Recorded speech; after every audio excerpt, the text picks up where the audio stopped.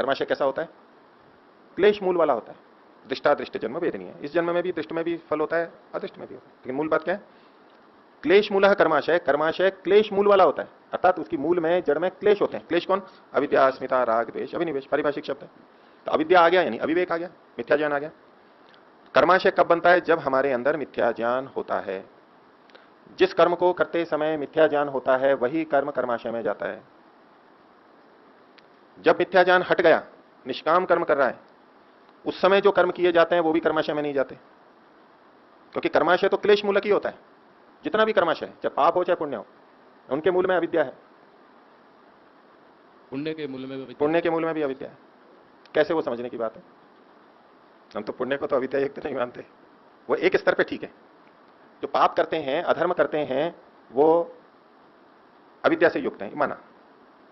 और जो पुण्य करते हैं उनमें तो अविद्या नहीं, वो तो सही कर्म कर रहे हैं, लेकिन वहां भी एक अविद्या है। पुण्य कर्म किस लिए कर रहे हैं? सुखी, सुख की प्राप्ति के लिए। कौन सा सुख? कौन सा सुख?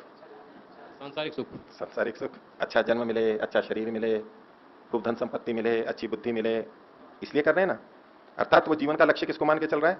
भौतिक सुखी तो बने हुए हैं, ये अविद्या है उसमें।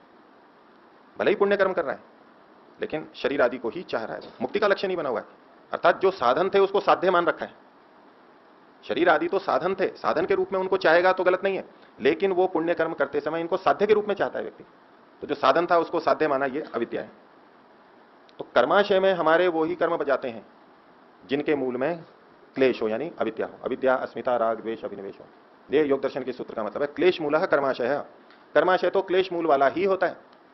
यदि क्लेश को किसी ने समाप्त कर दिया है तो ऐसा व्यक्ति पाप तो करेगा ही नहीं, और जो पुण्य कर्म करेगा वो निष्काम रूप से करेगा, तो उनके कर्मों से वो कर्म कर्माशय में जाते ही नहीं है, उसका फल बंधन के रूप में मिलता ही नहीं है, वो मुक्ति में सहायक होता है बस। तो पहली बात, क्लेश मूलः कर्माशय। तो जितना कर्माशय हमारा बना हुआ है, जिसका फल हम आज भोग रहे हैं, उन सबके मूल में क्लेश है, अविद्या है। इसलिए अब जब कर्माशय बन गया क्लेश मूल वाला, वो कर्माशय भी फल तब देगा जब हमारे में अविद्या होगी। कर्माशय बनते समय यानी कर्म करते समय भी अविद्या होगी तो कर्माशय बनेगा, ये एक बात हो गई। अब कर्माशय बनने के बाद में कर्म से जब फल मिलने लगेगा तब वो कर्माशय विपाकारंभ भी तब होगा जब क्लेश होगा, उस समय भी क्लेश होना चाहिए। इसके लिए योग दर्शन का अगला सूत्र है, सती मूले तद विपाको जात्यायुर्भोगा। मूल होने पर, मूल क्या है? पिछले सूत्र में कहा क्लेश मूल। तो यदि मूल विद्यमान है यानी क्लेश विद्यमान है तो तद विपाक, उस कर्माशय का विपाक होता है। और यदि मूल नहीं है, असती मूल है, उल्टा कर लीजिए सूत्र का। सती मूले तद विपाक और असती मूले न तद विपाक, उसका विपाक होगा ही नहीं, वो फल ही नहीं देगा।